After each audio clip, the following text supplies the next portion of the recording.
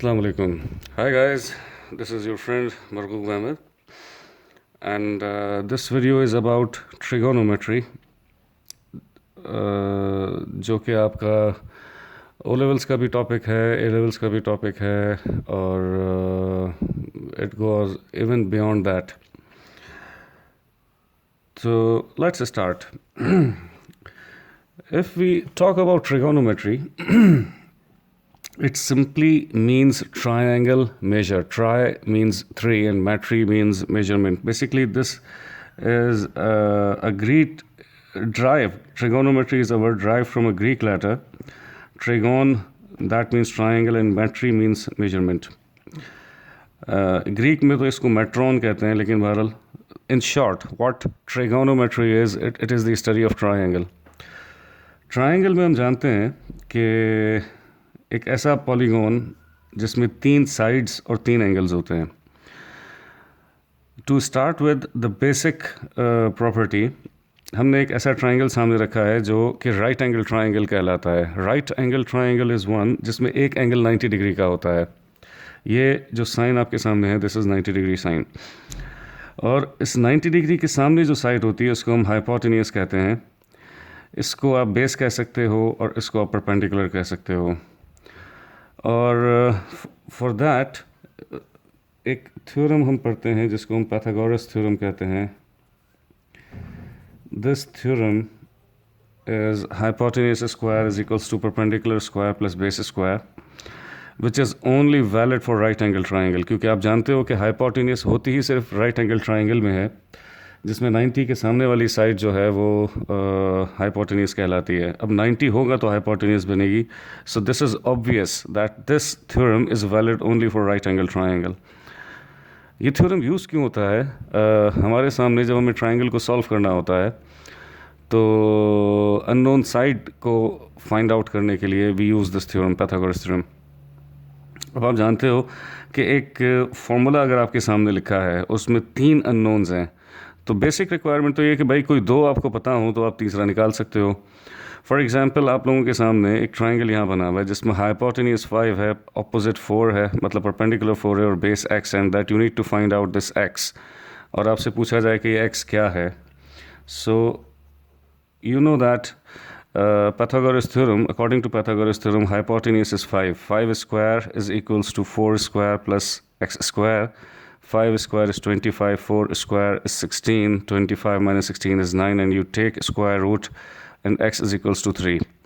वैसे तो x square root x square अगर 9 के बराबर है तो x की वैल्यू प्लस माइनस 3 होती है, because we can not take -3 as a side of a right angle triangle, so x is equals to 3. So अच्छा, एक केस ये भी हो सकता है जो आपको यहाँ नज़र आ रहा है, दैट इज़ कि एक ऐसा राइट एंगल ट्राइंगल हो जो आइसोसेलेस राइट एंगल ट्राइंगल हो. This is an isosceles right angle triangle.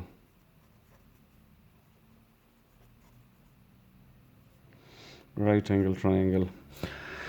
अब आप जानते हो कि ये जो 2 साइंस बनी हुई हैं, इसका मतलब ये है कि जनाब जो एडजेसेंट है और जो ऑपोजिट है वो दोनों बराबर हैं. They both are x and we need to find out this x, let's से.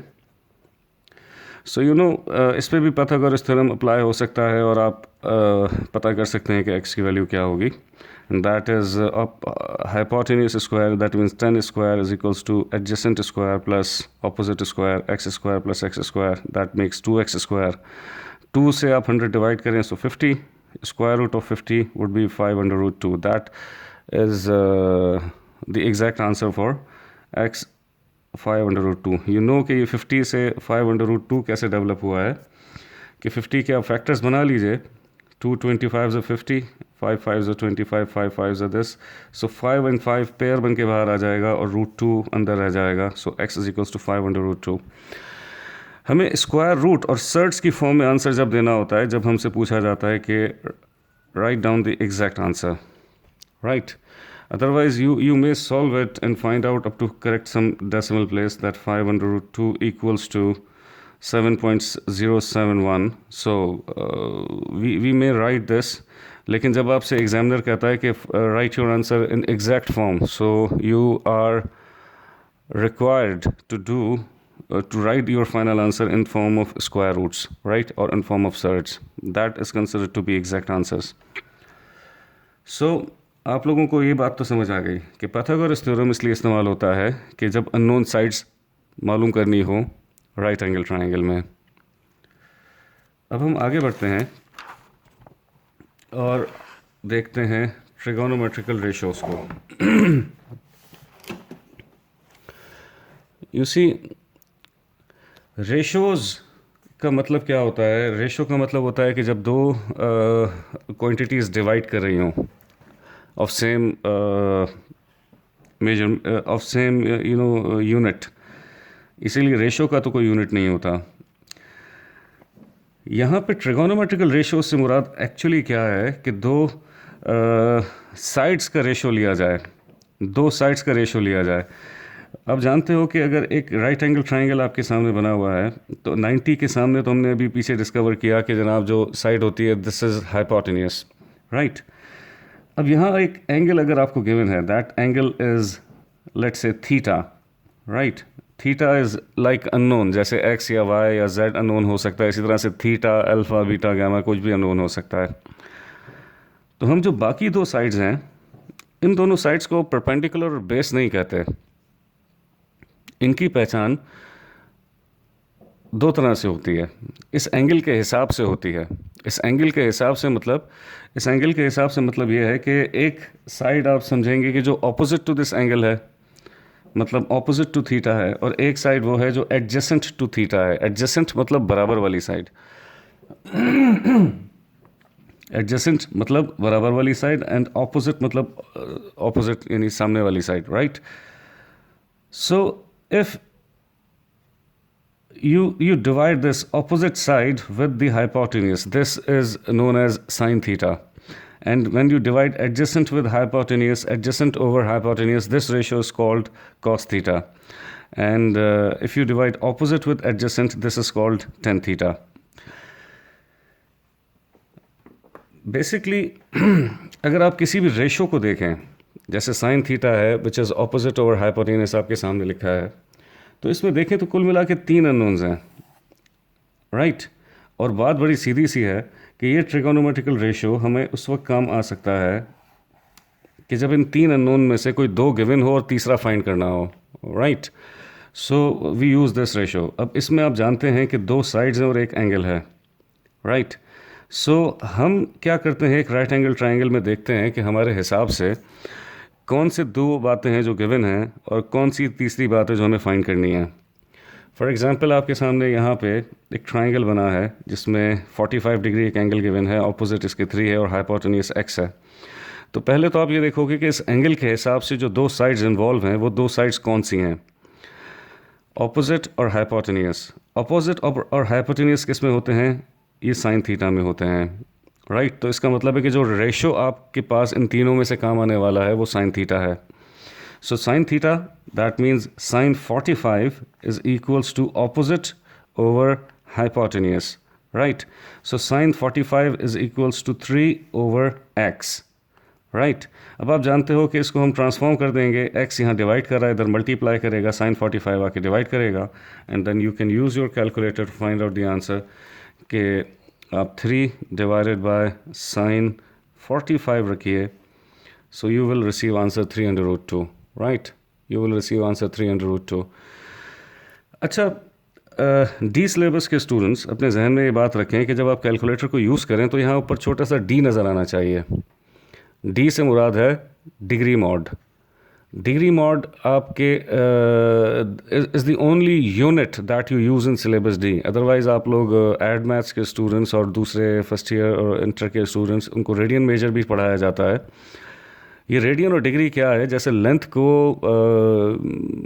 मेजर करने के लिए आप कभी सेंटीमीटर, कभी मीटर, कभी फिट, कभी किलोमीटर्स, कभी माइल्स यूज़ करते हैं, डिफरेंट यूनिट यूज़ करते हैं. तो समझें कि एंगल भी 3 तरह की मुख्तलिफ यूनिट में मेजर किया जाता है, एक रेडियन, एक डिग्री और एक ग्रेडियन. तो फ़िलहाल आपके पास जो डी सिलेबस का स्फेयर है उसमें सिर्फ डिग्री मॉड है, तो you need to make sure कि यहाँ पे डी नज़र आ रहा हो. अदरवाइज़ आपकी कैलकुलेशन आपके हिसाब से सही हो रही होगी लेकिन आंसर नहीं आएगा सही, right. Because degree mode is assumed in syllabus D. So आपने ये आंसर निकाला। इसी तरह से ये इस एग्जाम्पल को भी देखिए, इस एग्जाम्पल को भी देखिए कि इसमें एंगल एक्स फाइंड करना है, और इसमें इस एंगल के हिसाब से अगर देखा जाए तो ऑपोजिट और हाइपोटेन्यूस इन्वॉल्व है। अगेन ऑपोजिट और हाइपोटेन्यूस तो साइन थीटा में ही होते हैं। सो अब आपने करना यही है कि sine x is equals to opposite divided by hypotenuse, यानी 3 divided by 3 under root 2, 3 and 3 cancel, sin x is equals to 1 upon under root 2. And how you calculate this angle? Angle calculate करने के लिए आप क्या करते हो? आप shift and sin, तो आपका कैलकुलेटर दिखाता है कि इस पे साइन इन्वर्स लिखा है। अब साइन इन्वर्स में आप यहाँ लिख दीजिए 1 divided by square root of 2 end bracket over, तो you will see answer 45, right. तो आपको आंसर 45 डिग्री मिल जाएगा, राइट। हम जानते थे इसको 45 होना ही चाहिए था क्योंकि x की वैल्यू यहाँ 3 अंडर रूट 2 आई थी। So this is the case. इसी तरह से अब अगली जो एग्जांपल आपके सामने है, that is this triangle, black triangle आपके सामने नज़र आया है। इसमें भी एंगल फाइंड करना है। अब आप इस एंगल के हिसाब से देखो तो कौन सी दो साइड्स हैं जो कि गिवन है, एक 90 के सामने यानी हाइपोटेन्यूस, और इस एंगल के बराबर वाली यानी एडजेसेंट। अब एडजेसेंट और हाइपोटेन्यूस कौन से रेशो में इन्वॉल्व होते हैं? ये दोनों मौजूद होते हैं कॉस थीटा में, अगर आप लोगों को याद हो।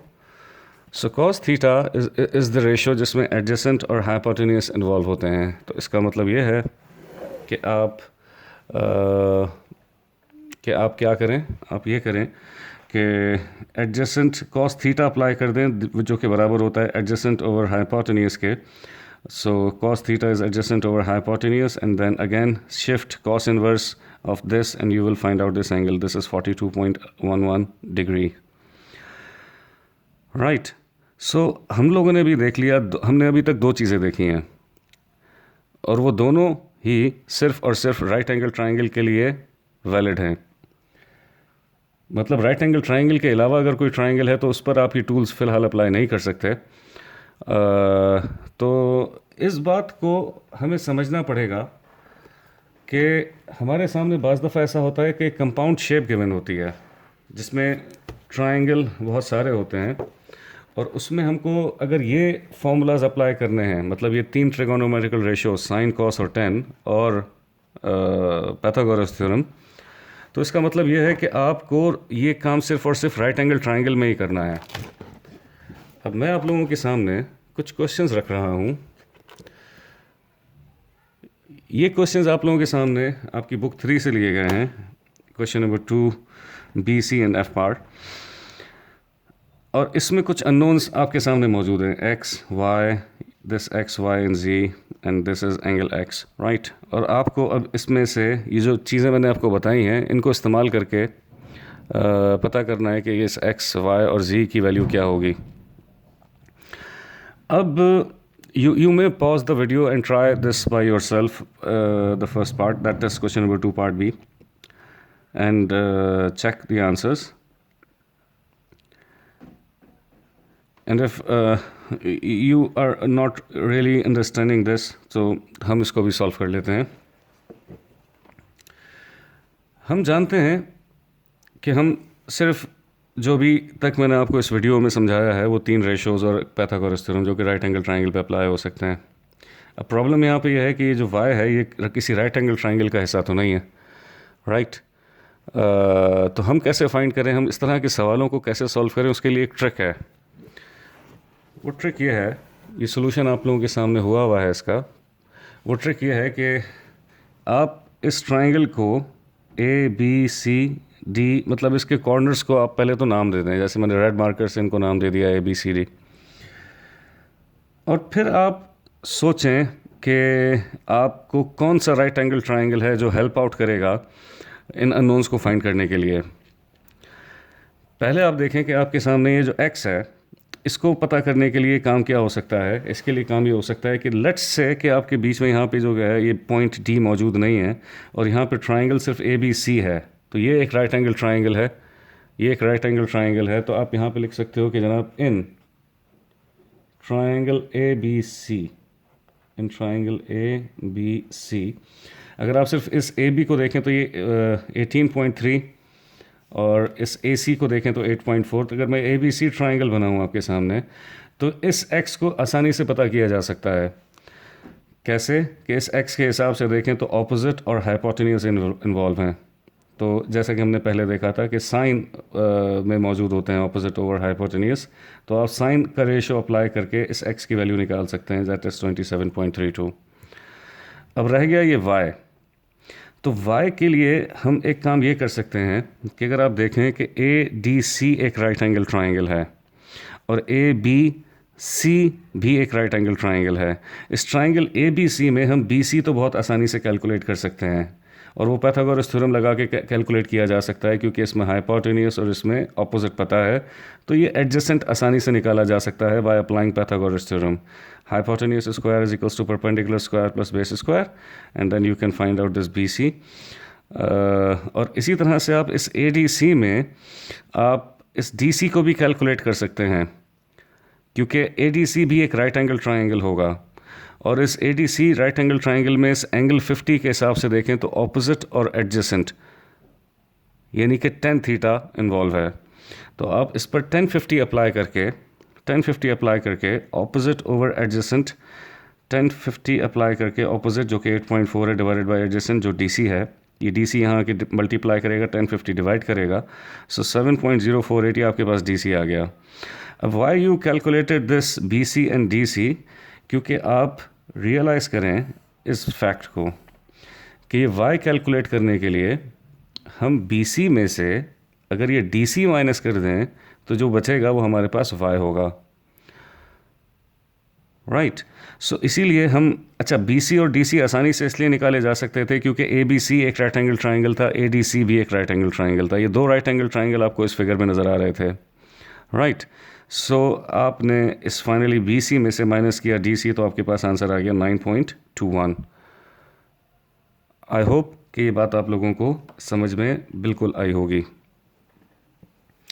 इसी तरह से अब मैं आपसे एक्सपेक्ट करूँगा कि you can try this question number C, question number 2 part C by yourself. इसमें भी x और y का तरीक़ेकार तो बिल्कुल वैसे ही है जैसे इसमें x और y का तरीक़ेकार था, बस अब यहाँ पे एक एंगल Z और पता करना है। तो आई वांट यू कि अगर आप ये वीडियो देख रहे हैं और आपके पास पेन और कैलकुलेटर मौजूद है तो you should try this part C by yourself. अगर आप लोगों ने इसको ट्राई कर लिया है तो फिर अब देखिए इसका सोल्यूशन क्या होगा।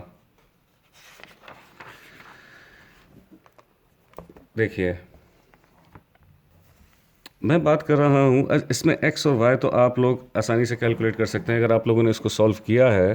तो let me share the answers with you and that is x is 27.4, y is 4.767 and z is 17.24। और वो स्टूडेंट्स जिन्होंने x और y कैलकुलेट किया होगा, आई एम एक्सपेक्टिंग दिस कि x और y अब आप मेरी हेल्प के बगैर सॉल्व कर सकते हैं, क्योंकि पीछे क्वेश्चन में भी बिल्कुल इसी तरह से हमने सॉल्व किया था इसको। रह गया एंगल Z। अब ये एंगल Z कैसे निकलेगा? एंगल Z ऐसे निकलेगा कि आप इस ट्राइंगल ABC को कंसिडर करें और उसमें अगर ये एंगल निकालें, हमने इस एंगल को थीटा का नाम दिया है। ये एंगल थीटा जो है ये ट्राइंगल ABC में है, that means this theta I mean कि ये एंगल BAC है, right. This is theta. So इस थीटा को अगर हम कैलकुलेट करना चाहें, अगर हम कैलकुलेट कर लें और इस DAC यानी इस फाई को मैंने जो नाम दिया है, इस फाई का मतलब एंगल DAC है। अगर इस BAC में से DAC माइनस कर दिया जाए तो जो एंगल बचेगा वो Z होगा, right. So you can easily find out. अगर आप इस BAC को निकालना चाहते हैं तो you should consider triangle ABC और उसमें ये एंगल थीटा आप कैलकुलेट करें तो इस एंगल के हिसाब से एडजेसेंट और हाइपोटेन्यूस इन्वॉल्व हैं जो कि cos थीटा में होते हैं। So cos theta is equals to adjacent over hypotenuse and theta is equals to cos inverse of 5.2 divided by 11.3। Calculator use करेंगे तो 62.601 आंसर आ जाएगा। इन अ वेरी सेम वे अगर आप फिर ट्राइंगल ADC कंसिडर करें, ट्राइंगल ADC कंसिडर करें तो इसमें भी एडजेसेंट और हाइपोटेन्यूस इन्वॉल्व हैं, जो कि कॉस फाई के ज़रिए कैलकुलेट किया जा सकता है। कॉस थीटा आप अप्लाई कर दें, मतलब cos phi is equals to opposite adjacent over hypotenuse. So cos inverse आपने कैलकुलेट किया, वो 45.355 आया। और आप ये बात रियलाइज़ कर चुके थे कि ये जो Z एंगल है that you can find out कि अगर आप इस थीटा में से ये फाई माइनस कर दें तो जो बच जाएगा एंगल वो एंगल Z होगा। So this theta minus phi, 62.601 minus 45.355, you can use the calculator and find out the answer that it would be 17.24. जिन्होंने ये पार्ट C सॉल्व किया होगा और चेक किया होगा, that's great. अब the last part, F. I want you to try this out. अगर किसी ने पार्ट F ट्राई कर लिया है तो अब ज़रा इसको देखिए, इस पार्ट F का सोल्यूशन।